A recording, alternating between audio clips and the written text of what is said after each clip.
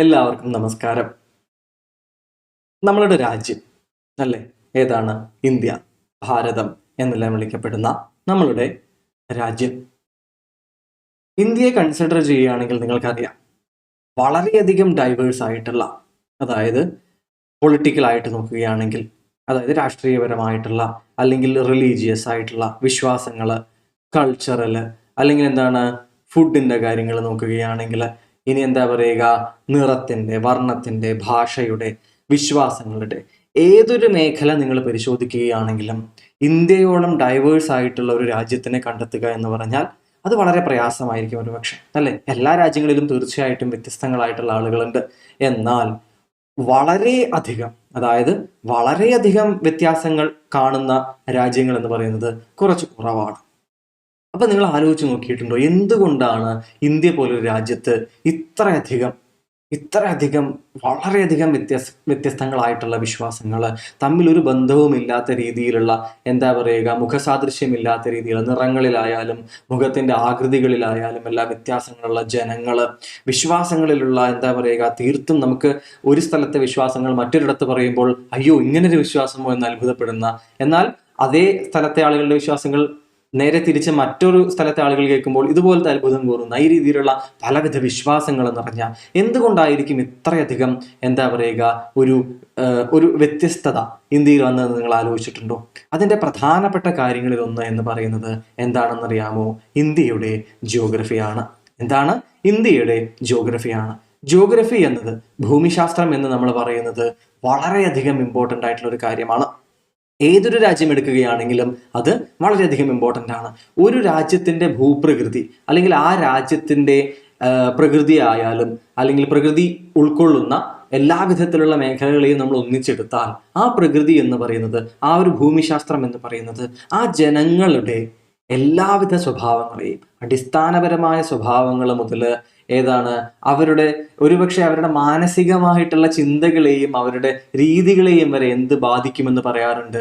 Geography ബാധിക്കുമെന്ന് പറയാറുണ്ട്. ഇതിന്റെ പല ഉദാഹരണങ്ങളും നമുക്ക് പലയിടങ്ങളിൽ നിന്ന് കാണാൻ പറ്റും. അതായത് അതിന് ഞാനൊരിക്കലും ഒരു കോഴ്സിൽ ഞാൻ ഡൽഹിയിൽ പോയി പഠിക്കുന്ന സമയത്ത് അവിടെ ഞങ്ങൾക്ക് വേൾഡ് ഹിസ്റ്ററി പഠിപ്പിച്ചൊരു സാർ ഒരിക്കലും പറഞ്ഞൊരു കഥ ഓർമ്മയുണ്ട്. അതായത് ഈ ഒരു ജിയോഗ്രഫിയും ആ നാട്ടിലെ ആളുകളുടെ സ്വഭാവവും തമ്മിലുള്ള ബന്ധം എന്നുള്ളതിന് ഏറ്റവും വലിയ ഉദാഹരണമാണ് അത്രേ ഏത് രാജ്യമെന്ന് നിങ്ങൾക്കറിയാമോ? അഫ്ഗാൻ. ഏത് രാജ്യമാണ്? അഫ്ഗാൻ. എന്തുകൊണ്ടാണെന്ന് അറിയോ നിങ്ങൾക്ക്? അഫ്ഗാൻ ഇതിന് ഉദാഹരണമാണ് അദ്ദേഹം പറയുകയുണ്ടായി. ഇതിന് കാരണമായിട്ട് നിങ്ങൾ നോക്കിയ ഒരു കാര്യം മനസ്സിലാക്കും. അഫ്ഗാനിസ്ഥാന്റെ പൊസിഷൻ നിങ്ങൾക്കറിയാമല്ലേ? അത് എല്ലാ കാലഘട്ടത്തിലും അഫ്ഗാനിസ്ഥാൻ എന്ന രാജ്യത്തിന്റെ പൊസിഷൻ വളരെയധികം ഇമ്പോർട്ടൻ്റ് ആയിരുന്നു. വളരെ ഇമ്പോർട്ടൻ്റ് ആയിട്ടുള്ള ഒരു പൊസിഷനിലാണ് അഫ്ഗാനിസ്ഥാൻ നിലനിൽക്കുന്നത്. എന്തുകൊണ്ടാണ്? ഈ ഇന്ത്യൻ ഉപഭൂഖണ്ഡം എടുക്കുക, പാകിസ്ഥാന്റെ ഈ അതിർത്തി ഉൾപ്പെടുന്ന, കാശ്മീർ ഉൾപ്പെടുന്ന, പിന്നീട് ഈ ബംഗ്ലാദേശ് ഉൾപ്പെടെയുള്ള ഈ മൊത്തമുള്ള ഒരു ഇന്ത്യൻ ഉപഭൂഖണ്ഡത്തിന് മുഴുവൻ ആ ഭാഗം എടുക്കുകയാണെങ്കിൽ അതിലേക്കുള്ള പ്രവേശനമാണ് ഇത് അഫ്ഗാനിസ്ഥാൻ. എന്തുകൊണ്ടാണ് അപ്പൊ ചൈന പറയാത്തത്? കാരണം ഇവിടെ വളരെയധികം പ്രയാസമുള്ള ഗോബി ഡെസേർട്ടൊക്കെ കഴിഞ്ഞ് വന്നിട്ടുള്ള ചൈനയുടെ ടിബറ്റൻ ഏരിയ, വളരെയധികം ഹിമാലയം കടന്ന് ഇങ്ങോട്ട് വരേണ്ട ഒരു ഭാഗമാണ് നമ്മളുടെ വടക്ക് കിഴക്കൻ പ്രദേശങ്ങൾ മുഴുവൻ. മറ്റു 3 ഭാഗങ്ങളോ അവിടെയെല്ലാം സമുദ്രത്താൽ ചുറ്റപ്പെട്ടിരിക്കുകയുമാണ്.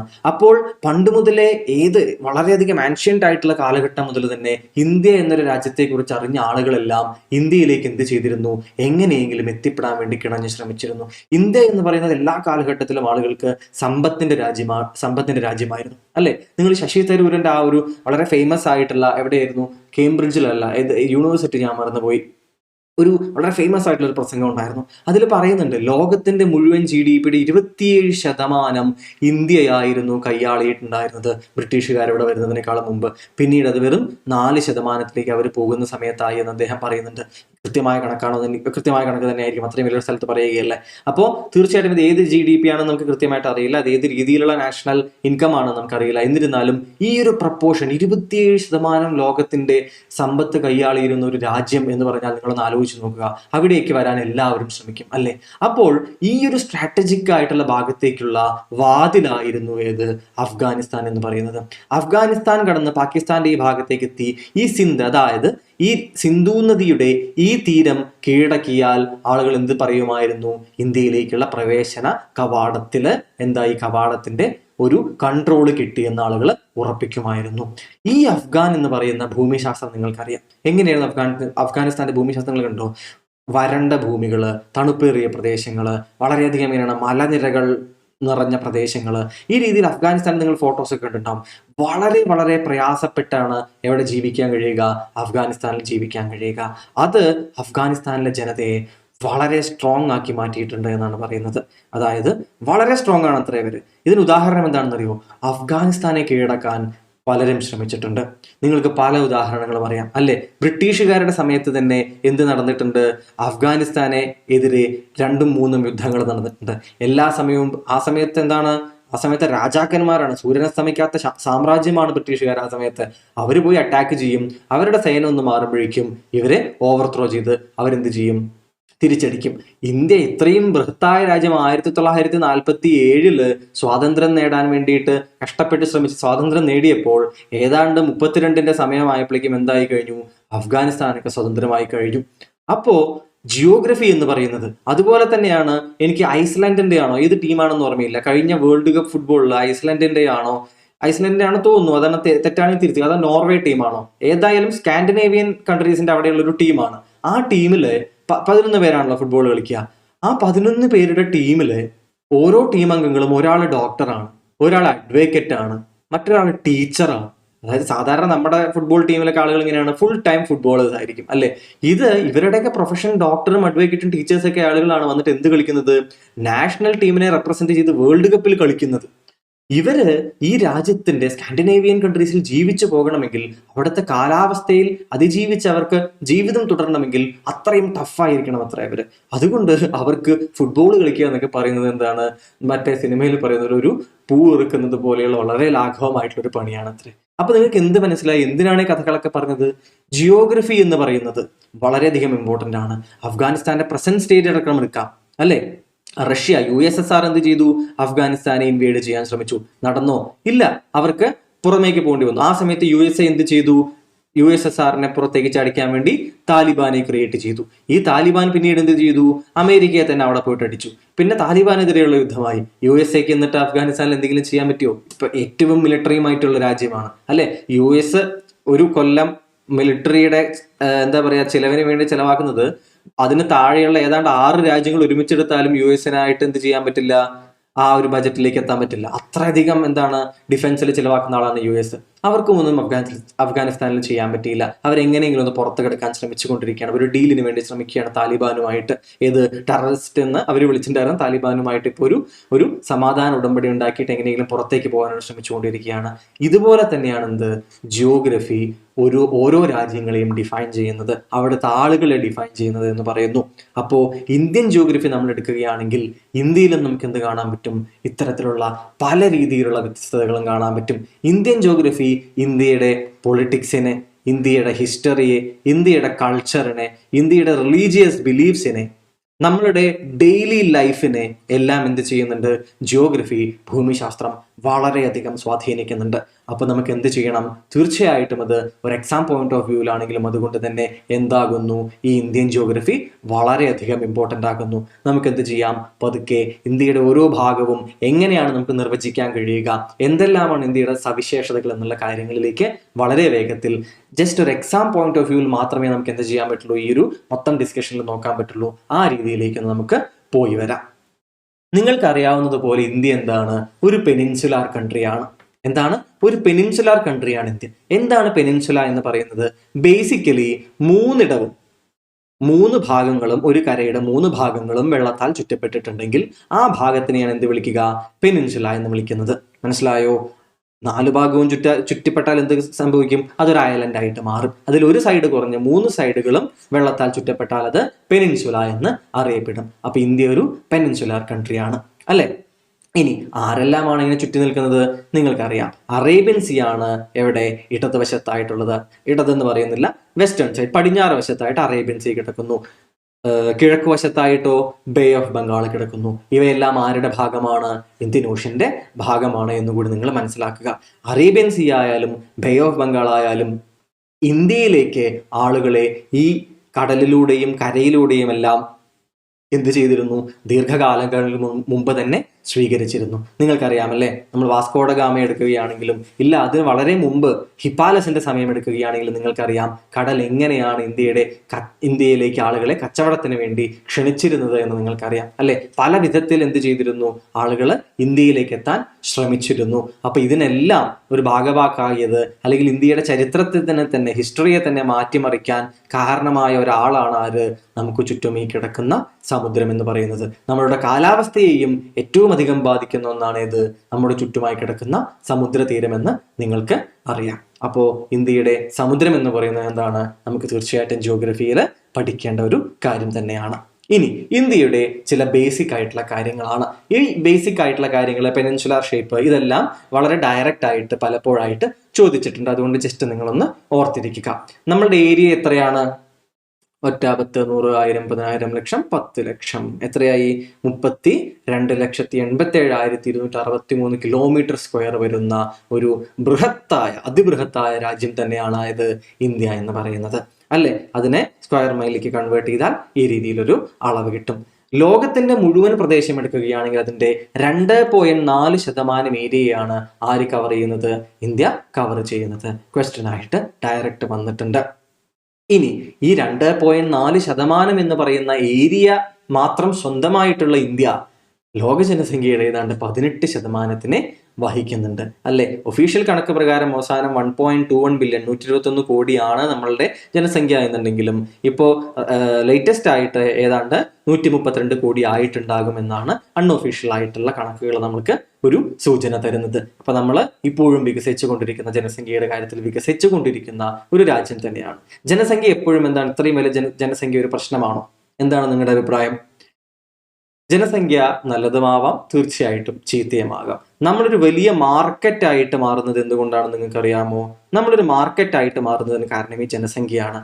നമ്മൾ അതിബൃഹത്തായ ഒരു മാർക്കറ്റായത് നമ്മളുടെ വിദേശ നയങ്ങളെയൊക്കെ വളരെയധികം ഹെൽപ്പ് ചെയ്യുന്നുണ്ട്.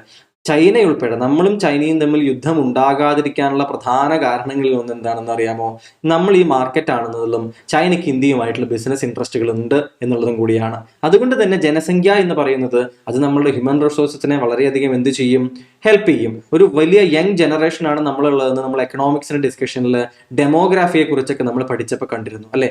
ഡെമോഗ്രാഫിക് ഡിവിഡൻഡ് എന്നൊക്കെ പറഞ്ഞ് നമ്മൾ അതിനെക്കുറിച്ച് ചർച്ചയും ചെയ്തിട്ടുണ്ടായിരുന്നു. ഈ ഡെമോഗ്രാഫിക് ഡിവിഡൻഡ് വേണമെങ്കിൽ ഡെമോഗ്രാഫിക് ഡിസാസ്റ്റർ ആയിട്ട് മാറാം എന്നുള്ള കാര്യവും നമ്മൾ എന്ത് കണ്ടിരുന്നു?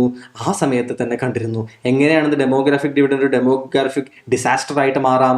ഈ ഉള്ള ഹ്യൂമൻ റിസോഴ്സിന് ആവശ്യമായ ട്രെയിനിങ് നമ്മൾ കൊടുത്തില്ലെങ്കിൽ, സ്കില്ല് നമ്മൾ കൊടുത്തില്ലെങ്കിൽ അവർക്ക് എന്ത് ലഭിക്കില്ല? തൊഴിൽ ലഭിക്കില്ല. തൊഴിൽ ലഭിക്കാതെയുള്ള വലിയൊരു വിഭാഗം വന്നാൽ, അൺഎംപ്ലോയ്മെന്റ് അത്രയധികം സ്കൈ റോക്കറ്റ് ചെയ്ത് ഉയർന്നു കഴിഞ്ഞാൽ എന്താകും? നമ്മുടെ പ്രൊഡക്റ്റീവായിട്ട് നടക്കുന്ന ആ ഒരു മേഖലയ്ക്ക് ഇത്രയധികം പ്രൊഡക്റ്റീവ് അല്ലാത്ത ആളുകളെ കൂടി തീറ്റിപ്പോറ്റേണ്ടി വരും. അത് നമ്മളുടെ ഡെമോഗ്രാഫിക് ഡിവിഡൻഡ്, അതായത് യങ് ജനറേഷനിലുള്ള ഒരുപാട് ആളുകൾ ഉണ്ട് എന്നുള്ള ആ ഒരു കൺസെപ്റ്റ് ആണ് ഇത് ഡെമോഗ്രാഫിക് ഡിവിഡൻഡ്. ഈ പറയുന്ന ഓരോ കാര്യങ്ങളും എന്താണെന്ന് നിങ്ങൾ ആലോചിക്കണം. കഴിഞ്ഞ തവണയുള്ള ക്വസ്റ്റ്യൻ പേപ്പറുകൾ അല്ലെങ്കിൽ സ്ഥിരമായി വരുന്ന ക്വസ്റ്റ്യൻസിന്റെ കാര്യങ്ങളൊക്കെ കൂടി ഉൾപ്പെടുത്തിക്കൊണ്ടാണ് ഈ കഥ പോലെ അടക്കം പറഞ്ഞു പോകുന്നത്. അതുകൊണ്ട് ഈ ഡെമോഗ്രാഫിക് ഡിവിഡൻഡ് പോലെയുള്ളത്, അതുപോലെ തന്നെ എന്താണ് ജനസംഖ്യയുടെ കാര്യങ്ങൾ, ഈ ഏരിയ തുടങ്ങിയ ഈ പറയുന്ന കാര്യങ്ങളെല്ലാം നിങ്ങൾ കൃത്യമായി ശ്രദ്ധിച്ച് കേൾക്കണം. ഓക്കെ അല്ലേ? കാരണം അതുമായി ബന്ധപ്പെട്ടൊക്കെ ചോദ്യങ്ങൾ വന്നേക്കാവുന്നതാണ്. അപ്പൊ ഈ ഡെമോഗ്രാഫിക് ഡിവിഡൻഡ് ആവശ്യമുള്ള രീതിയിൽ നമ്മൾ സ്കില്ല് ചെയ്തില്ലെങ്കിൽ എന്തായി മാറും? ഒരു ഡെമോഗ്രാഫിക് ഡിസാസ്റ്ററും ആയി മാറിയേക്കാം. അപ്പൊ 2.4% ഏരിയയിൽ നമ്മൾ ലോകത്തിന്റെ ഏതാണ്ട് 18% പോപ്പുലേഷനെ എന്ത് ചെയ്യുന്നുണ്ട്? നമ്മൾ വഹിക്കുന്നുണ്ട്. തീർച്ചയായിട്ടും അത് ഇന്ത്യയെ എന്താക്കും? ഏറ്റവും ഡെൻസിറ്റി കൂടിയ, പോപ്പുലേഷൻ ഡെൻസിറ്റി ഏറ്റവും കൂടിയ രാജ്യങ്ങളിൽ ഒന്നാക്കി അത് ഇന്ത്യയെ മാറ്റും. ഹയസ്റ്റ് ഡെൻസിറ്റി എന്താണ്? വളരെ ഹൈ ഡെൻസിറ്റി പോപ്പുലേഷൻ ഉള്ള ഒരു രാജ്യം ഏതാണ്? ഇന്ത്യ തന്നെയാണ്. കാരണം 2.4% ഉള്ളിൽ എത്ര ആളുകൾ വസിക്കുന്നുണ്ട്? 18% ലോക ജനസംഖ്യ വഹിക്കുന്നത്. അപ്പൊ ഈ റേഷ്യോയുടെ ഒരു വ്യത്യാസം നിങ്ങൾ മനസ്സിലാക്കണം. കൃത്യമല്ലേ? ഇനി വലിപ്പത്തിൽ ഇന്ത്യ എത്രാമതാണ്? 7th ആണ്. ചോദ്യം വന്നിട്ടുണ്ട്, ഡയറക്റ്റ് ചോദ്യവും വന്നിട്ടുണ്ട്. ഇന്ത്യയേക്കാൾ വലിപ്പം കൂടിയ രാജ്യങ്ങൾ ഇവയിൽ ഏതാണെന്ന് ചോദിച്ചിട്ട് ഒരു ലിസ്റ്റ് തന്നിട്ടും ചോദിച്ചിട്ടുണ്ട്. സൗദി അറേബ്യക്ക് സൈഡിൽ തരും, സൗദി അറേബ്യയും ഇറാനും ഒക്കെ ലിസ്റ്റിൽ തരും. ചിലപ്പോൾ അവയൊക്കെ എവിടെയാണ്? ഇന്ത്യയേക്കാൾ താഴെയാണെന്ന് മനസ്സിലാക്കുക. അപ്പോൾ ആരെല്ലാമാണ് ഏറ്റവും വലിയ ആളുകൾ? റഷ്യ അല്ലേ. അതിനുശേഷം കാനഡ വരുന്നു, പിന്നീട് ചൈന വരുന്നു, ശേഷം യുണൈറ്റഡ് സ്റ്റേറ്റ്സ് ഓഫ് അമേരിക്ക വരുന്നു, അതിനുശേഷം ബ്രസീലും പിന്നീട് ഓസ്ട്രേലിയയും വരികയാണ്. അതിനുശേഷം ഏഴാമനായി ആര് വരികയാണ്? ഇന്ത്യ എന്ന ഈ രാജ്യം, നമ്മുടെ രാജ്യം വരികയാണ്. കൃത്യമാണല്ലോ, മറന്നു പോകരുത്. തുടർച്ചയായിട്ട് ചോദ്യങ്ങൾ ചോദിച്ചിട്ടുള്ള ഒരു ഭാഗം തന്നെയാണ്. ഇനി ഇന്ത്യയുടെ ആകെ നോർത്ത് സൗത്തും വെസ്റ്റ് ഈസ്റ്റ് ലെങ്ത് ഒന്ന് നോക്കുക. തീർച്ചയായിട്ടും നോർത്ത് സൗത്ത് എത്രയായിരിക്കും? നീളം കൂടുതലാണെന്ന് നമുക്ക് മനസ്സിലാവും അല്ലെ? നമ്മളപ്പോൾ എന്ത് വിചാരിക്കും? വളരെയധികം വ്യത്യാസം ഉണ്ടെന്നൊക്കെ ചിലപ്പോൾ വിചാരിക്കും. കാരണം നോർത്ത് കുറച്ച് നീളം അധികമായിട്ടും വെസ്റ്റ് ടു ഈസ്റ്റ് അത്രയധികം ഇല്ല എന്നും, കുറച്ചൊന്നും എന്താണ് ഇത് നീളം കൂടി ഇങ്ങോട്ടധികം നീളം ഇല്ലാത്ത പോലെ എന്നൊക്കെ തോന്നും. പക്ഷെ അങ്ങനെയല്ല. എത്രയാണ്? അധികം വ്യത്യാസങ്ങളൊന്നുമില്ല. ഏതാണ്ട് ഒരു 300 കിലോമീറ്ററിന് അടുത്ത് വ്യത്യാസങ്ങളെ വരുന്നുള്ളൂ. 3214 കിലോമീറ്റർ നോർത്ത് സൗത്ത് ഡയറക്ഷനിൽ നീണ്ടു കിടക്കുന്ന രാജ്യം കിഴക്ക് പടിഞ്ഞാറാണെങ്കിൽ നോക്കുകയാണെങ്കിൽ ഏതാണ്ട് 2933 കിലോമീറ്റർ ആണ് കിടക്കുന്നത്. തീർച്ചയായിട്ടും എന്താക്കി മാറ്റുകയാണ്? ഇന്ത്യയുടെ കാശ്മീർ മുതൽ കന്യാകുമാരി വരെയും ഗുജറാത്ത് മുതൽ അരുണാചൽ പ്രദേശ് വരെയുമുള്ള ഭാഗങ്ങൾ വളരെ ദീർഘമായ ഒരു രാജ്യമായി, ദീർഘമായ അതിർത്തിയുള്ള ഒരു രാജ്യമാക്കിയിട്ട് ഇന്ത്യയെ മാറ്റുകയാണ്. ഇതിനുശേഷം തുടർച്ചയായിട്ട് ചോദ്യങ്ങൾ വരുന്ന മറ്റൊരു ഭാഗത്തേക്ക് നമുക്ക് എന്ത് ചെയ്യാം? കടക്കാം. എന്താണത്? ഇന്ത്യയുടെ എക്സ്ട്രീം പോയിന്റുകൾ. ഇന്ത്യയുടെ എക്സ്ട്രീം പോയിന്റുകൾ. അതിനു മുമ്പ് നമുക്കൊരു കാര്യം നോക്കാം. ഇന്ത്യയെ പോലെ ഇങ്ങനത്തെ ഒരു എന്താ പറയുക, ഒരുമാതിരി ഷേപ്പിൽ കിടക്കുന്ന ഒരു രാജ്യത്തിനെ നമുക്ക് നോർത്ത് സൗത്ത് വെസ്റ്റ് എന്നൊക്കെ തിരിക്കാൻ കുറച്ച് പാടാണ് അല്ലെ? എന്നിരുന്നാലും ഏതാണ്ട് നോർത്ത് ഇന്ത്യ നമ്മൾ ഈ രീതിയിൽ ഡിഫൈൻ ചെയ്യപ്പെടുന്നു. എങ്ങനെയാണ്? നോർത്ത് എന്ന് പറഞ്ഞാൽ ഏതാണ്ട് ഈ ഒരു ഉത്തർപ്രദേശിന്റെ ഭാഗം മുതൽ തുടങ്ങി താഴത്തേക്ക് കുറച്ച് ചണ്ഡീഗഡിന്റെയും മധ്യപ്രദേശിന്റെ മുകൾ ഭാഗങ്ങളും രാജസ്ഥാനും പഞ്ചാബും ഹരിയാനയും ഹിമാചൽ പ്രദേശും ഉത്തരാഖണ്ഡും ജമ്മു കാശ്മീരും എല്ലാം ചേരുന്നതാണ് നോർത്ത് ഇന്ത്യ ആയിട്ട് വരുന്നത്. അപ്പോൾ വെസ്റ്റ് ഇന്ത്യ ഏതായിരിക്കും വരിക? വെസ്റ്റ് എന്ന് നമ്മൾ ഏതാണ്ട് ഉദ്ദേശിക്കാറില്ല. വെസ്റ്റേൺ കോസ്റ്റ് മുഴുവനായിട്ട് ചിലപ്പോൾ കോസ്റ്റ് എന്ന് പറഞ്ഞാൽ നമ്മൾ പറയുമെങ്കിലും ഗുജറാത്തും മഹാരാഷ്ട്രയും ഏതാണ്ട് മധ്യപ്രദേശിന് കുറച്ച് ഇങ്ങോട്ടുമൊക്കെ വരുന്ന ഗോവയൊക്കെ ഉൾപ്പെടുന്ന ഈ ഭാഗങ്ങൾ നമ്മൾ വെസ്റ്റ് ഇന്ത്യ എന്ന് വിളിക്കാറുണ്ട്. സൗത്ത് നിങ്ങൾക്കറിയാം, കർണാടകയും കേരളവും തമിഴ്നാടും ആന്ധ്രാപ്രദേശും തെലങ്കാനയും ഉൾപ്പെടുന്ന ഭാഗത്തിനെയാണ് സൗത്ത് ഇന്ത്യ എന്ന് നമ്മൾ വിളിക്കാറുള്ളത്. ഈസ്റ്റിലോ ഏതാണ്ട് ബീഹാറിന്റെ കുറച്ച് ഭാഗങ്ങളും വെസ്റ്റ് ബംഗാളും ഒറീസയും എല്ലാം കൂടി ചേർന്ന് ആരായി കണക്കാക്കുന്നു നമ്മൾ?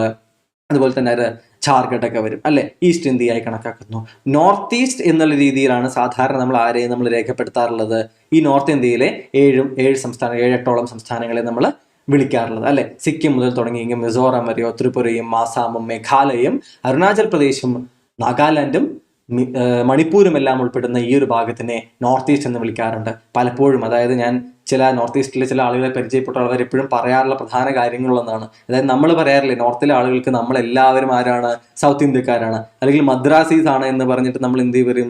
എപ്പോഴും അവരെ നമ്മൾ കളിയാക്കാറുണ്ട്. എൻ്റെ കുറച്ച് സുഹൃത്തുക്കളോട് ഞാൻ പറയാറുണ്ട്, നിങ്ങൾക്ക് എന്താണ് സൗത്ത് ഇന്ത്യയിൽ എത്ര സ്റ്റേറ്റ് ഉണ്ടെന്ന് അറിയോ എന്നൊക്കെ ചോദിക്കാറുണ്ട്. ഇപ്പൊ പറഞ്ഞ് എന്ത് ചെയ്തു? നോർത്ത് ഇന്ത്യക്കാർ ഏതാണ്ട് സൗത്തിലെ സ്റ്റേറ്റുകളൊക്കെ പഠിച്ചു. പക്ഷെ ഇപ്പോഴും എന്താണ്? നമുക്കും നോർത്ത് ഇന്ത്യക്കാർക്കും ഇപ്പോഴും എന്താണ്? ഈ ഭാഗം മുഴുവൻ വെറും നോർത്ത് ഈസ്റ്റ് ആണ്.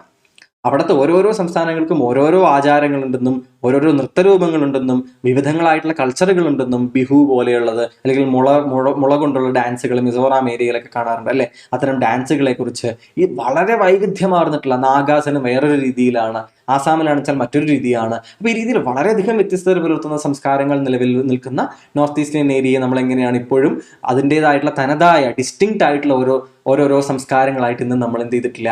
കണ്ടു തുടങ്ങിയിട്ടില്ല. അപ്പൊ നോർത്ത് ഈസ്റ്റേൺ ഏരിയ എങ്ങനെ കിടക്കുന്നു എന്ന് മനസ്സിലാക്കുക.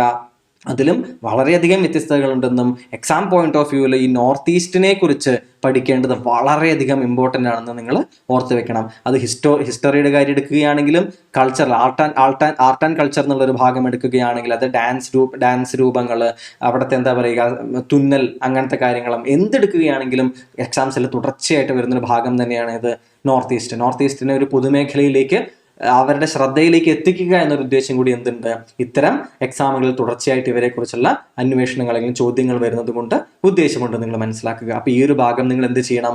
കൃത്യമായിട്ട് ശ്രദ്ധിച്ചുകൊണ്ട് തന്നെ ഏതൊരു ജോഗ്രഫി മാത്രം പറയല്ല, ഹിസ്റ്ററി ആയാലും അതുപോലെ തന്നെ ആർട്ട് ആൻഡ് കൾച്ചർ പ്രത്യേകിച്ചും നിങ്ങൾ എന്ത് ചെയ്യണം? ശ്രദ്ധിക്കണമെന്നും കൂടി ഒന്ന് ഓർമ്മിപ്പിക്കുകയാണ്. ഇനി നമുക്ക് എന്ത് ചെയ്യാം? ഓരോ പോയിന്റുകൾ നോക്കാം.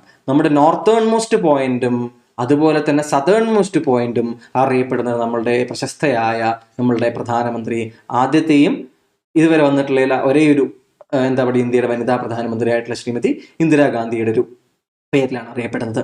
Northern most point Indira call എന്നറിയപ്പെടുന്നു ജമ്മു കാശ്മീരിലെ. ഓക്കെ, സിയാച്ചിൻ ഗ്ലേഷ്യർ നിങ്ങൾ കേട്ടിട്ടുണ്ടാവും അല്ലെ? ഫേമസ് ആയിട്ടുള്ളത്. അവിടുത്തെ നോർത്തേൺ മോസ്റ്റ് പോയിന്റ് ആണ് ഇത് ഇന്ദിരാ കോൾ എന്നറിയപ്പെടുന്നത്. Southern most point Andaman and Nicobar ഐലൻഡ്സിലെ നിക്കോബാർ ഐലൻഡിലെ എവിടെയാണ് ഏറ്റവും തെക്കേയായിട്ട്, ഇവിടെയല്ല, അതെവിടെയാണ്, ആൻഡമാൻ ദ്വീപുകൾ ഇവിടെയായിട്ട് വരും അല്ലെ. അതിൽ തെക്ക് വശത്തായിട്ട് ഈ ഭാഗത്തായിട്ട് കുറച്ച് താഴെയായിട്ടാണ് ആര് കിടക്കുന്നത്, ഈ ഒരു ഇന്ദിര പോയിന്റ് കിടക്കുന്നത്. അപ്പോൾ southern most point Indira point ആയിട്ടും northern most point Indira Col എന്ന പേരിലും അറിയപ്പെടുന്നു. 2004 സുനാമിയിൽ എന്ത് സംഭവിച്ചിട്ടുണ്ട്, ഈ ഇന്ദിര പോയിന്റ് സബ്മേർജ് ആയിട്ടുണ്ട് എന്നുള്ള കാര്യം നിങ്ങൾ ഓർത്ത് വെക്കുക. ഇനി ഇത് നമ്മളുടെ സോവറീൻ കൺട്രി ആയിട്ടുള്ള പരമാധികാര രാഷ്ട്രമായിട്ടുള്ള ഭാരതത്തിന്റെ, ഇന്ത്യയുടെ ഏറ്റവും സദേൺ ഏരിയയിൽ കിടക്കുന്ന സദേൺ മോസ്റ്റ് ആയിട്ടുള്ള പോയിന്റ് ആണ് ഈ ദ്വീപിൽ നമ്മൾ കണ്ടെത്തിയത്. ഇനി മെയിൻലാൻഡ് ഇന്ത്യയുടെ ഏറ്റവും തെക്ക് വശത്തുള്ള പോയിന്റ് എന്ന് പറയുന്നത് ഇതല്ല, അതേതാണ്, കന്യാകുമാരിയിലെ കേപ്പ് ഓഫ് കെമോറിൻ എന്നറിയപ്പെടുന്ന ആ ഒരു ഭാഗത്തെ കന്യാകുമാരി എന്നാണ് നമ്മൾ സാധാരണ പറയാറുള്ളത്. Southern most മെയിൻലാൻഡിലെ point is at Kanyakumari. Cape of കെമോറിൻ എന്ന് പറഞ്ഞാലും you should select that option എന്ന് മറക്കാതിരിക്കുക. ഇനി വെസ്റ്റേൺ മോസ്റ്റ് പോയിന്റ് എവിടെയാണെന്ന് നോക്കാം. Where is the western most point? അത് ഗ്വാർമോട്ട എന്ന് പറയുന്ന, എവിടെയാണ്, ഗുജറാത്തിലെ ജി ആണ് തുടങ്ങുന്നത്. ഗ്വാർമോട്ട എന്ന പേരിൽ അറിയപ്പെടുന്ന ഗുജറാത്തിലെ റാൻ ഓഫ് കച്ചിന്റെ ഒക്കെ അവിടെ ആ ഭാഗത്തായിട്ടുള്ള കച്ച് ഏരിയയിലുള്ള ഗ്വാർമോട്ട, ഗ്വാർമൂത്തി എന്നെല്ലാം അറിയപ്പെടുന്ന ഈ ഒരു പ്രദേശമാണ് ഇത് വെസ്റ്റേൺ മോസ്റ്റ് പോയിന്റ് ആയിട്ട് അറിയപ്പെടുന്നത്. ഈസ്റ്റേൺ മോസ്റ്റ് പോയിന്റ് ആയിട്ട് അറിയപ്പെടുന്നതാകട്ടെ അരുണാചൽ പ്രദേശ് സംസ്ഥാനത്തിലെ കിബിത്തു എന്ന ഒരു പോയിന്റ് ആണ്. കിബിത്തു എന്ന പോയിന്റ് ആണ്, അഞ്ചാവ് എന്ന പേരുള്ള ഒരു ഏരിയയിലെ കിബിത്തു എന്ന പോയിന്റ് ആണ് ഈസ്റ്റേൺ മോസ്റ്റ് പോയിന്റ് ആയിട്ട് അറിയപ്പെടുന്നത്. ഈ 4 പോയിന്റുകളെ കുറിച്ചും അതുപോലെ തന്നെ ഈ നോർത്ത് സൗത്ത് അതുപോലെ തന്നെ വെസ്റ്റ് ഈസ്റ്റ് എക്സ്പാൻഷനെ കുറിച്ചുമുള്ള ചോദ്യങ്ങൾ പലപ്പോഴായിട്ട് SSCയിലും RRBയിലും അല്ലെങ്കിൽ PSC എക്സാമുകളിലും ഒക്കെ ചോദിച്ചു കണ്ടിട്ടുണ്ട്. നിങ്ങൾ എന്ത് ചെയ്യുക, അത് ശ്രദ്ധിച്ച് തന്നെ കേൾക്കാൻ ശ്രമിക്കുക. ഓക്കെ, ഇനി എന്താണ്, നമുക്കറിയാം, ജസ്റ്റ് ഒരു കാര്യമായിട്ട് ജസ്റ്റ് പറയുകയാണ്, ഇക്വേറ്ററിനെ കുറിച്ചും ലാറ്റിറ്റ്യൂഡിനുകളെ കുറിച്ചും ലോഞ്ചിറ്റ്യൂഡിനുകളെ കുറിച്ചൊക്കെ നമ്മൾ വളരെയധികം ഡീറ്റെയിൽ ആയിട്ട് തന്നെ പഠിച്ചിട്ടുണ്ട് അല്ലെ. ഇക്വേറ്റർ ഏത് രീതിയിലാണ്, ഇന്ത്യയിലൂടെ ഇക്വേറ്റർ കടന്നു പോകുന്നുണ്ടോ? ഇക്വേറ്റർ കടന്നു പോകുന്നില്ല. ഏത് വഴിയാണ്? ഇന്ത്യയുടെ കുറെ കൂടി താഴെയായിട്ട് ഈ ഒരു സൗത്ത് ഈസ്റ്റ് കൺട്രികളിലൂടെയും പിന്നീട് ആഫ്രിക്കയിലൂടെയൊക്കെ കടന്നുപോയി ബ്രസീലിലൂടെയൊക്കെ കടന്ന് ആ രീതിയിലാണ് ആര് കടന്നു പോകുന്നത്? ഇക്വേറ്റർ കടന്നു പോകുന്നത്. ഇക്വേറ്ററിന്റെ ഇരുവശത്തേക്കുമായി ആര് കിടക്കുന്നുണ്ട്? ട്രോപ്പിക്കൽ ഏരിയാസ് കിടക്കുന്നുണ്ട് അല്ലെ. ട്രോപ്പിക് ഓഫ് ക്യാൻസർ ഇവിടെ കിടക്കുന്നു, ഇന്ത്യയിലൂടെ കടന്നു പോകുന്ന ഒരു ലാറ്റിറ്റ്യൂഡാണ്. ട്രോപ്പിക് ഓഫ് കാപ്രിക്കോൺ അതുപോലെ 23.5 ഡിഗ്രി താഴെയായി കിടക്കുന്നു. 23.5 ഡിഗ്രി നോർത്തിലായിട്ട് ട്രോപ്പിക് ഓഫ് ക്യാൻസർ ഇന്ത്യയിലൂടെ കടന്നു പോകുന്നുണ്ട് എന്ന് നമ്മൾ ഒരിക്കലും എവിടെയാണ് വേൾഡ് ജിയോഗ്രഫി പഠിച്ചു തുടങ്ങിയ സമയത്ത് നമ്മൾ ലാറ്റിറ്റ്യൂഡുകളെ കുറിച്ച് പഠിച്ച സമയത്ത് പഠിച്ചിരുന്നു. 0 ഡിഗ്രി ലാറ്റിറ്റ്യൂഡാണ് ആര്? ഇക്വേറ്റർ അല്ലെ. അത് ഭൂമി എന്ന ഈ ഗോളത്തിനെ നോർത്തേൺ ഹെമിസ്ഫിയർ ആയിട്ടും സദേൺ ഹെമിസ്ഫിയർ ആയിട്ടും മുറിക്കുന്നു. അതിൽ ഇന്ത്യ എവിടെ കിടക്കുന്നു? നോർത്തേൺ ഹെമിസ്ഫിയറിലാണ് കിടക്കുന്നത്. ഇതൊക്കെ ഞങ്ങൾക്ക് അറിയാവുന്നതല്ലേ എന്ന് നിങ്ങൾ ഓർക്കുന്നുണ്ടാവും. പക്ഷേ ഇന്ത്യ എവിടെയാണ്, നോർത്തേൺ ഹെമിസ്ഫിയറിലാണോ എന്നൊക്കെയുള്ള വളരെ സിമ്പിൾ ആയിട്ടുള്ള ചോദ്യങ്ങളൊക്കെ ചില സമയത്ത് ചോദിച്ചിട്ടുണ്ട്. ഇനി നോർത്തേൺ ഹെമിസ്ഫിയറിലാണ് ഇന്ത്യ ഈസ്റ്റേൺ ഹെമിസ്ഫിയറിലാണോ അതോ വെസ്റ്റേൺ ഹെമിസ്ഫിയറിലാണോ? അതെന്താണ് കാര്യം? നിങ്ങൾ ലോഞ്ചിറ്റ്യൂഡ് ഉണ്ട് അല്ലെ. അപ്പോൾ നിങ്ങൾക്ക് അതറിയാമെങ്കിൽ ഇപ്പൊ തന്നെ പറയൂ, ജസ്റ്റ് കമന്റ് ചെയ്യൂ എവിടെയാണെന്ന്, വെസ്റ്റേൺ ഹെമിസ്ഫിയർ ആണോ ഈസ്റ്റേൺ ഹെമിസ്ഫിയർ ആണോ എന്ന്. കൺഫ്യൂഷൻ ഉണ്ടാവാതെ തന്നെ ഒന്ന് ആലോചിച്ച് നോക്കുക, നിങ്ങൾക്കത് ഓർമ്മ വരും എന്തായാലും. അപ്പോൾ ഇന്ത്യയുടെ ഈ പൊസിഷൻ, അതായത് ട്രോപ്പിക് ഓഫ് ക്യാൻസർ ഇന്ത്യയിലൂടെ കടന്നു പോകുന്നത് കൊണ്ട് തന്നെ എന്ത് ചെയ്യുന്നുണ്ട്? അത് ഇന്ത്യയുടെ കാലാവസ്ഥയെ പല രീതിയിലും സ്വാധീനിക്കുന്നുണ്ട്. ഇന്ത്യയുടെ താപനിലയെയും എന്ത് ചെയ്യുന്നുണ്ട്? അത് സ്വാധീനിക്കുന്നുണ്ട്. അത് നമുക്കൊന്ന് ചർച്ച ചെയ്യേണ്ടി വരും അല്ലെ. നോക്കൂ, ഇനി ട്രോപ്പിക് ഓഫ് ക്യാൻസർ കടന്നു പോകുന്ന സംസ്ഥാനങ്ങൾ എന്നുള്ളത് എല്ലാ എക്സാമുകളുടെയും വളരെ ഫേവറേറ്റ് ആയിട്ടുള്ള ഒരു ചോദ്യമാണ്. ലിസ്റ്റ് തരും, ഇല്ലാത്ത ഏതെങ്കിലും ഒരു സംസ്ഥാനവും തരും. നമുക്ക് ഗുജറാത്തിൽ നിന്ന് ഇങ്ങോട്ട് വരാം. ഗുജറാത്തിലൂടെ കടന്ന് രാജസ്ഥാനിന്റെ ചെറിയൊരു ഭാഗത്തു കൂടിയാണ് കടന്നു പോകുന്നത്. അപ്പോൾ ചിലപ്പോൾ എന്ത് സംഭവിക്കാം, ആളുകൾക്ക് സംശയം ഉണ്ടാവും, രാജസ്ഥാൻ ഇല്ലല്ലോ. ഗുജറാത്ത് നിന്ന് ആലോചിക്കുമ്പോൾ രാജസ്ഥാനെ പലരും വളരെ മുകളിലായി കാണും. എന്നാൽ രാജസ്ഥാൻ ഇങ്ങോട്ട് താഴേക്ക് ഒരു ആരോ പോലെ വന്നു പോകുന്നുണ്ട് എന്നത് ഓർക്കുന്ന ആളുകൾക്ക് മാത്രമേ അതൊന്ന് ഊഹിക്കാനൊക്കെ പറ്റുള്ളൂ. അപ്പൊ ഗുജറാത്തിന്റെ രാജസ്ഥാനിലൂടെയും കടന്നു പോകുന്നുണ്ട്. തീർച്ചയായിട്ടും എന്തായിരിക്കും, മധ്യപ്രദേശ് വലിയൊരു സംസ്ഥാനം നടുവിൽ കിടക്കുന്ന ആളാണ്, മധ്യപ്രദേശിലൂടെ കടന്നു പോകും. ഛത്തീസ്ഗഡിലൂടെയും ഝാർഖണ്ഡിലൂടെയും കടന്നു പോകുന്നുണ്ട്. 2 സംസ്ഥാനങ്ങളും ഒരുമിച്ച് രൂപീകരിച്ചതല്ലേ, 2ലൂടെയും കടന്നു പോകുന്നുണ്ടെന്ന് ഓർത്താൽ മതി. ഓക്കെ, അപ്പോൾ അതിനുശേഷം ആരിലേക്ക് പോകും? കിഴക്കൻ അതിർത്തിയിൽ നോർത്ത് ഈസ്റ്റേൺ സംസ്ഥാനങ്ങൾ തുടങ്ങുന്നതിന് മുന്നേ ആരിലേക്ക് പോകണം? തീർച്ചയായും വെസ്റ്റ് ബംഗാളിലൂടെയും കടന്നു പോകണം. നോർത്ത് ഈസ്റ്റേൺ ആ ഏരിയയിൽ 2 സംസ്ഥാനങ്ങളിലൂടെയാണ് കടന്നു പോകുന്നത്, ത്രിപുരയിലൂടെയും മിസോറാമിലൂടെയുമാണ് കടന്നു പോകുന്നത്. അപ്പോൾ ഏതെല്ലാം സ്റ്റേറ്റുകളിലൂടെയാണ് ട്രോപ്പിക് ഓഫ് ക്യാൻസർ കടന്നു പോകുന്നത് എന്ന് ആലോചിക്കുക. എത്ര എണ്ണമാണ് എന്നതും ചോദ്യമായി വന്നിട്ടുണ്ട്. 8 സംസ്ഥാനങ്ങളെയാണ് അത് കവർ ചെയ്യുന്നത് എന്നും കൂടി നിങ്ങൾ എന്ത് ചെയ്യുക, കൃത്യമായിട്ട് ഓർത്തിരിക്കുക. ഓക്കെ അല്ലേ? ഫൈൻ. ഇനി നമ്മളുടെ പൊസിഷൻ നിങ്ങൾക്കറിയാം എങ്ങനെയൊക്കെയാണ് വിഭജിക്കപ്പെട്ടിരിക്കുന്നത്. ട്രോപ്പിക്കൽ സോൺ ആയിട്ട് ഭൂമി, അതിനുശേഷം ടെമ്പറേറ്റ് സോണ്, അതിനുശേഷം പോളാർ സോൺ. ഈ രീതിയിൽ എന്ത് ചെയ്തിട്ടുണ്ട്, നമ്മുടെ ഗ്ലോബൽ ഏരിയയെ മൊത്തത്തിൽ വിഭജിച്ചിട്ടുണ്ട്. നിങ്ങൾക്കറിയാം ഇക്വേറ്ററിന്റെ ഇരുവശത്തും ഏതാണ്ട് 23.5 ഡിഗ്രി അപ്പുറത്തേക്കാണ് ആര് കിടക്കുന്നത്, ട്രോപ്പിക് ഓഫ് ക്യാൻസറും ട്രോപ്പിക് ഓഫ് കാപ്രിക്കോണും കിടക്കുന്നത്. ഈ ഭാഗങ്ങളിലേക്കുള്ള ഉത്തരായനം ദക്ഷിണായനം എന്നുള്ള രീതിയിലൊക്കെ നമ്മൾ എന്ത് പഠിച്ചിട്ടുണ്ട്, സമ്മർ സോളിസ്റ്റൈസ് എന്ന പേരിലും അല്ലെ, സമ്മർ സോളിസ്റ്റൈസ് എന്ന പേരിലും വിന്റർ സോളിസ്റ്റൈസ് എന്ന പേരിലും ഒക്കെ നമ്മൾ എന്ത് പഠിച്ചിട്ടുണ്ട്, സൂര്യന്റെ ആ മൂവ്മെന്റ് ഉണ്ടാക്കുന്ന വ്യത്യാസങ്ങളും അത് സീസണുകൾക്ക് കാരണമാകുന്നതുമൊക്കെ നമ്മൾ എവിടെ പഠിച്ചിട്ടുണ്ട്, വേൾഡ് ജിയോഗ്രഫിയുടെ ക്ലാസ്സുകളിൽ വളരെ വ്യക്തമായിട്ട് തന്നെ നമ്മൾ പഠിച്ചിട്ടുണ്ടായിരുന്നു. ആ ഒരു കാര്യം ആലോചിച്ചാൽ നിങ്ങൾക്ക് മനസ്സിലാവും, ഇന്ത്യയുടെ പൊസിഷൻ എന്ന് പറയുന്നത് ഇക്വേറ്ററിന്റെ ജസ്റ്റ് മുകളിൽ ട്രോപ്പിക് ഓഫ് ക്യാൻസർ കടന്നു പോകുന്ന രീതിയിലുള്ള ഒരു പൊസിഷനിൽ കിടക്കുന്ന ഇന്ത്യ തീർച്ചയായിട്ടും എവിടെയാണ്, ചൂടേറിയ ഒരു പ്രദേശത്ത് തന്നെയാണ് വരിക അല്ലെ. ട്രോപ്പിക് ഓഫ് ക്യാൻസറിന്റെ ഈ ഭാഗത്താവുമ്പോൾ എവിടെയാണ്, സബ് ട്രോപ്പിക്കൽ ഏരിയ ജസ്റ്റ് മുകളിലേക്ക് ടെമ്പറേറ്റ് ഏരിയയിലേക്ക് ജസ്റ്റ് കയറി നിൽക്കുകയും എന്നാൽ ബാക്കി ഭാഗം എവിടെയായിട്ടാണ്, കൃത്യമായി ട്രോപ്പിക്കൽ ഏരിയയുടെ ഉള്ളിലും നിൽക്കുന്നത് കാരണം താപനില വളരെ കൂടിയ ഒരു ഏരിയയും എന്നാൽ ഹിമാലയം പോലുള്ള പർവ്വതങ്ങളുടെ സാന്നിധ്യം കാരണം എന്താണ്, തണുപ്പേറിയ ചില മേഖലകളും എല്ലാം ഉൾക്കൊള്ളുന്ന വളരെ വ്യത്യസ്തമായിട്ടുള്ള ഒരു ഭൂമിശാസ്ത്രമാണ് അല്ലെങ്കിൽ എന്താണ് കാലാവസ്ഥാ രീതികളാണ് ആര് പ്രകടിപ്പിക്കുന്നത്, ഇന്ത്യ എന്നൊരു ബൃഹത്തായ രാജ്യം പ്രകടിപ്പിക്കുന്നത്. അപ്പൊ ട്രോപ്പിക്കൽ, ടെമ്പറേറ്റ് ആൻഡ് പോളാർ സോണുകൾ എവിടെയാണ് കൃത്യമായിട്ട് നിങ്ങൾ മനസ്സിലാക്കി വെക്കുക. അതിൽ ഇന്ത്യയുടെ ഈ ഒരു പൊസിഷനും നിങ്ങൾ ഓർത്തു വെക്കുക. ഓക്കെ ആണല്ലോ, ഫൈൻ. ഇനി ഈ കാര്യങ്ങളെല്ലാം പറയുന്നത് ക്വസ്റ്റ്യൻസ് വരാറുണ്ടെന്നുള്ള ഒന്നാമത്തെ കാര്യം. അതിന് പുറമെ നമ്മൾ ഓരോ കാര്യങ്ങളും ഇതിന് ശേഷം അങ്ങോട്ട് ജിയോഗ്രഫിയുടെ, ഇന്ത്യൻ ജിയോഗ്രഫിയുടെ ഓരോ ഭാഗങ്ങളും, അത് റിവേഴ്സിനെ കുറിച്ചാവാം, ഡെസേർട്ടുകളെ കുറിച്ചാകാം, ഐലൻഡുകളെ കുറിച്ചാവാം, അതുപോലെ തന്നെ എന്തായിരിക്കാം ചില ഭാഗങ്ങളിലുള്ള മൗണ്ടെയിൻ റേഞ്ചസിനെ കുറിച്ചാവാം. ഇത്തരം കാര്യങ്ങളെല്ലാം ചർച്ച ചെയ്യുന്ന സമയത്ത് അതിനുശേഷം നമ്മൾ എന്ത് ചെയ്യും, കാലാവസ്ഥകൾ, വിവിധങ്ങളായ കാലാവസ്ഥകളുണ്ട്. ഗ്രേറ്റ് പ്ലെയിൻസ് ഉണ്ട് അല്ലെ, ഗംഗാ പ്ലെയിനുകൾ ഉണ്ട്. പിന്നീട് എന്ത് നമ്മൾ പോകേണ്ടി വരും, വിവിധങ്ങളായിട്ടുള്ള വെതർ ഏരിയാസ് ഉണ്ടാവും അല്ലെ, വെതർ പാറ്റേൺസ് ഉണ്ടാകും. കാലാവസ്ഥയ്ക്കനുസരിച്ച് ഓരോ ഭാഗങ്ങളെയും ഓരോന്നായി തിരിച്ചിട്ടുണ്ടാവും. ഇവയിലേക്കെല്ലാം നമ്മളെ എത്തിക്കുന്നത് എന്താണ്, ഈ ലാറ്റിറ്റ്യൂഡ്, ഈ ലോഞ്ചിറ്റ്യൂഡ്, സമുദ്രത്തിന്റെ സാന്നിധ്യം, പർവ്വതനിരകളുടെ, ഹിമാലയത്തിന്റെ സാന്നിധ്യം, ഇവയെല്ലാമാണ്. മൺസൂണിന്റെ വരവ്, മൺസൂണൊക്കെ വളരെയധികം ഇമ്പോർട്ടൻ്റ് ആണ് അല്ലെ നമ്മളുടെ ഇന്ത്യൻ ജിയോഗ്രഫിയുടെ കാര്യത്തിൽ നോക്കുമ്പോൾ. അപ്പൊ ഇവയെല്ലാത്തിലേക്കും നമ്മളെ നയിക്കുന്നത് നമ്മളുടെ ഈ ഒരു പൊസിഷൻ തന്നെയാണ്. അതുകൊണ്ട് ഇത്തരം കാര്യങ്ങളെല്ലാം മനസ്സിലാക്കേണ്ടത് ഇത്തരം പിന്നീടുള്ള ഫർദർ ഡിസ്കഷനിൽ കൂടി ആവശ്യം വരുമെന്ന കാര്യം കൂടി നിങ്ങൾ എന്ത് ചെയ്യണം, ക്ഷമിക്കണം, ഒന്ന് ആലോചിച്ച് വെക്കേണ്ടതുണ്ട്. ഇനി നോക്കൂ, എങ്ങനെയാണ് നമ്മുടെ ലോഞ്ചിറ്റ്യൂഡും ലാറ്റിറ്റ്യൂഡും കിടക്കുന്നത്, അതും ചോദിച്ചിട്ടുണ്ട്. ഈ കഴിഞ്ഞ കുറച്ച് എന്താ പറയുക PSC എക്സാമുകളിൽ തുടർച്ചയായിട്ട് ചോദിക്കുന്ന ഒരു കാര്യമാണ്. അതുപോലെ തന്നെ SSCയുടെയും RRBയുടെയും കഴിഞ്ഞ എക്സാമുകളിൽ ചില പേപ്പറുകളിലും അത് കണ്ടുവന്ന് ചെറിയൊരു ഓർമ്മയുണ്ട്. കൃത്യമായ ഓർമ്മയില്ല, അത് തന്നെയാണ്. അത് മോക്ക് ടെസ്റ്റുകളാണ്, ഓർമ്മയില്ല. എന്തായാലും ഈ ചോദ്യങ്ങൾ ഈ അടുത്ത് തുടർച്ചയായി വന്നിട്ടുണ്ട്.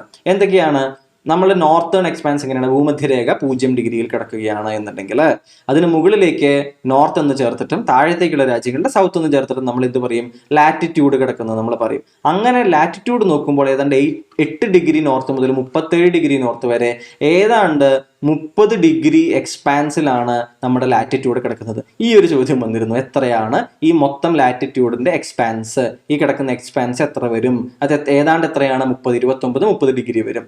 അപ്പോൾ നമ്മൾ എവിടെ കിടക്കുന്നു, ലോ ലാറ്റിറ്റ്യൂഡിലാണ് ആക്ച്വലി കിടക്കുന്നത് പറയാം. അതുകൊണ്ട് തന്നെ നമുക്ക് എന്താണ്, ഒരു ഹൈ ടെമ്പറേച്ചർ ഏരിയയിലാണ് നമ്മൾ കിടക്കുന്നത് എന്ന കാര്യം കൂടി, ജനറലി പറയുമ്പോൾ കിടക്കുന്നത് എന്ന കാര്യം കൂടി നിങ്ങളൊന്ന് ഓർത്ത് വെക്കുക. ലാറ്റിറ്റ്യൂഡ് മുകളിലേക്ക് പോകുന്തോറും, ഇൻക്രീസ് ചെയ്യുന്തോറും എന്ത് ചെയ്യും, ടെമ്പറേച്ചർ ഡിക്രീസ് ചെയ്യും അല്ലെ. പക്ഷേ നമ്മൾ ഈ സ്റ്റാർട്ടിംഗ് പോയിന്റിൽ തന്നെ കിടക്കുന്ന കാരണം നമ്മളുടെ അവിടെ എങ്ങനെയാണ്, റിലേറ്റീവ്ലി ഹൈ ടെമ്പറേച്ചർ ആണ് എന്ന കാര്യം കൂടി ജസ്റ്റ് ഓർത്തിരിക്കുക. ഇപ്പൊ ലാറ്റിറ്റ്യൂഡനൽ ആയിട്ടുള്ള ആ ഒരു വേരിയേഷൻ മനസ്സിലായല്ലോ, ഫൈൻ. ഇനി എന്താണ് ലോഞ്ചിറ്റ്യൂഡനൽ ആയിട്ടുള്ള വ്യത്യാസം.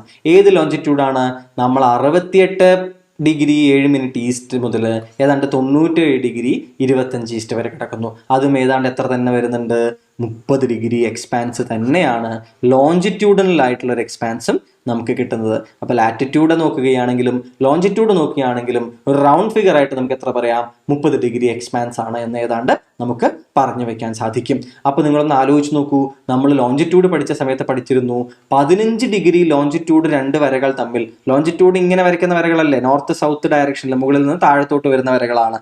ഈ ലോഞ്ചിറ്റ്യൂഡുകളുടെ 2, അതായത് 15 ഡിഗ്രി വ്യത്യാസം എടുക്കുകയാണെങ്കിൽ അത് ഈ രണ്ട് ഭാഗങ്ങളുമായിട്ട് ഭൂമിയുടെ എല്ലാ സമയവും ഒരേ സമയമാണോ കാണിക്കുക? ഒരു സ്ഥലത്ത് പകലാണെങ്കിൽ ഒരു സ്ഥലത്ത് രാത്രി ആയിരിക്കും.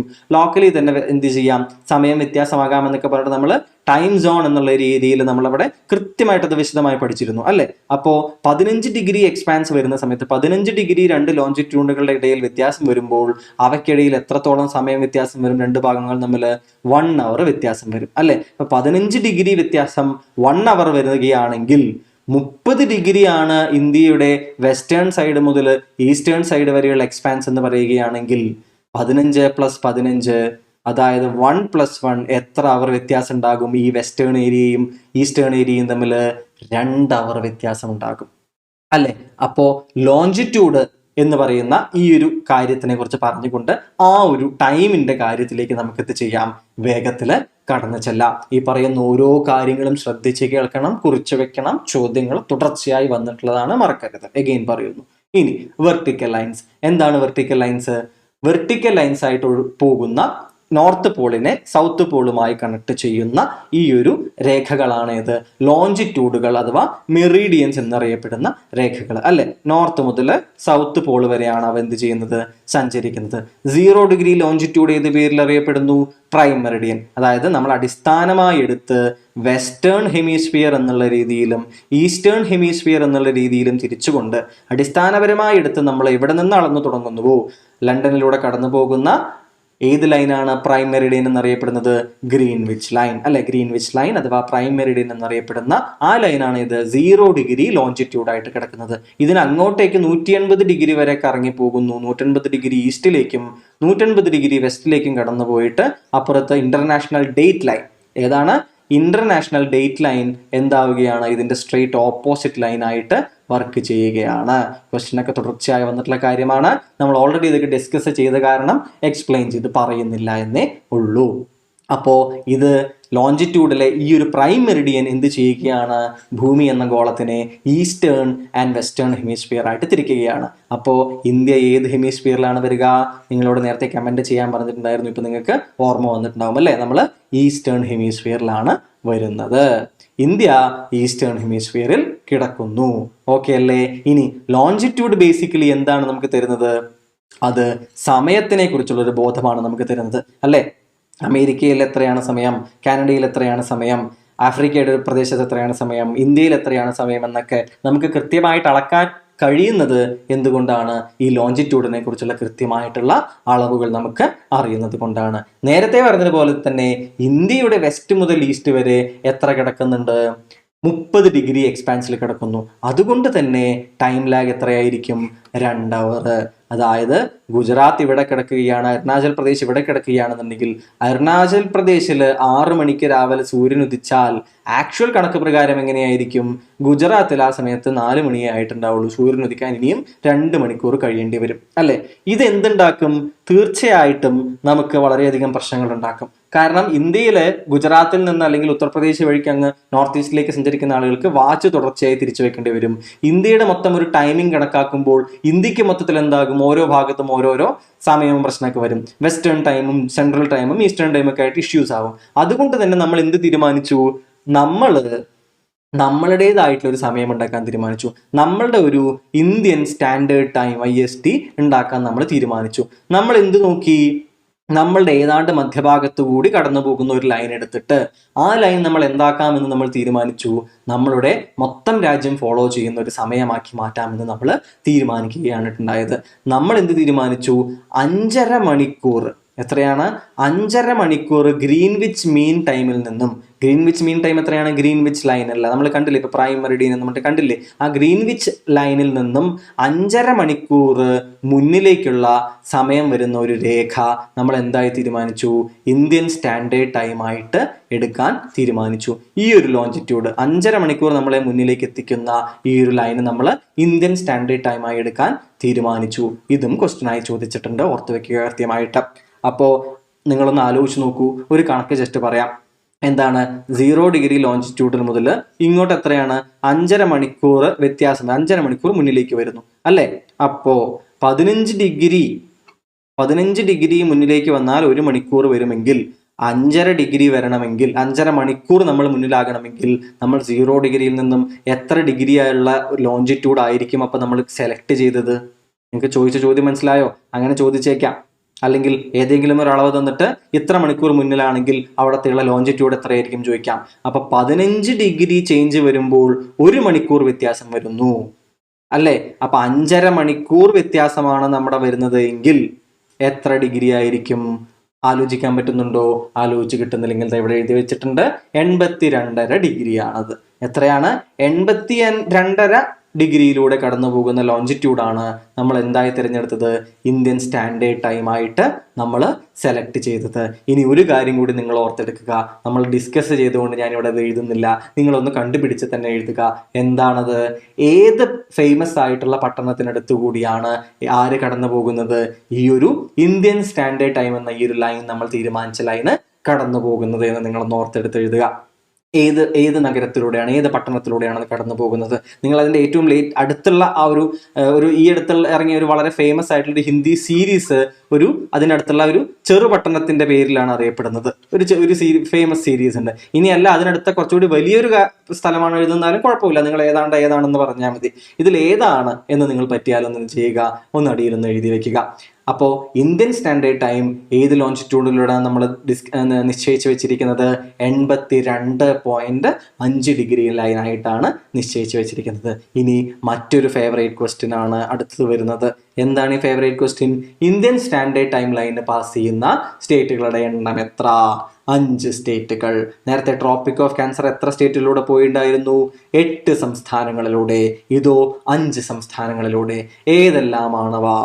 ഉത്തർപ്രദേശ് 1, അതിന് താഴെ മധ്യപ്രദേശ് കിടക്കുന്നു, ഛത്തീസ്ഗഡ് കിടക്കുന്നു, ഒഡീഷയിലൂടെ പോയി ആന്ധ്രാപ്രദേശിന്റെ ജസ്റ്റ് എൻഡിങ്ങിന്റെ ആ ഭാഗത്തു കൂടി കടന്നു പോയിട്ട് 5 സ്റ്റേറ്റുകളിലൂടെയാണ് ആര് കടന്നു പോകുന്നത്? ഇന്ത്യൻ സ്റ്റാൻഡേർഡ് ടൈം ലൈന് കടന്നു പോകുന്നത്. അപ്പോൾ 5.5 മണിക്കൂർ മുൻപിലേക്ക് പ്രൈം മെറിഡിയനേക്കാളും നിൽക്കുന്ന ലൈനാണ് ഏത്? ഇന്ത്യൻ സ്റ്റാൻഡേർഡ് ടൈം എന്ന കാര്യം കൂടി മറക്കാതിരിക്കുക.